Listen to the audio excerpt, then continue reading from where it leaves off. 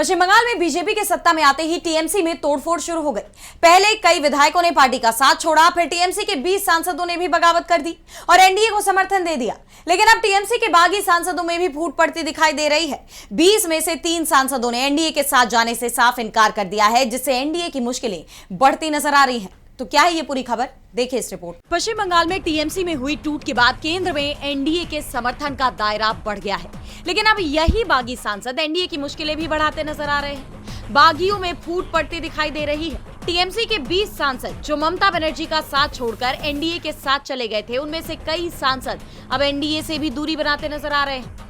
TMC के बागी सांसदों में 3 सांसद लगातार एनडीए की मंगल मिलन की बैठक से दूरी बना रहे थे, जिसके बाद कयास ये थे कि वो एनडीए का साथ छोड़ सकते हैं और अब बागी सांसदों ने खुलकर अपना रुख साफ कर दिया है। टीएमसी के 3 बागी मुस्लिम सांसद अबू ताहिर खान, खलीलुर रहमान और यूसुफ पठान ने कहा है कि वे बीजेपी में शामिल नहीं होंगे और वे एनडीए का हिस्सा भी नहीं है।